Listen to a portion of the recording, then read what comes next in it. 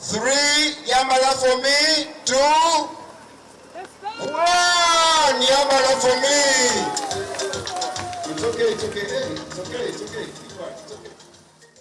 Uganda tugenda kuba tusensitizinga, tujja kukubiriza abantu prevention obutakwatibwa ki ebirwadde bino. Ate tujja kuba twogera n'abantu, tujja kuba twogera n'aba leaders ba district, tujja kuba tukebera n'abantu bwe tulaga tuba activation, tujja kuba tukebera abantu ebirwadde ga kawuka ka mukenenya, tujja kuba tukebera TB, tuberculosis, tulina ne tubeta communication specialist. Abantu balina okusomesa abantu engeri okwewala ebirwadde bino.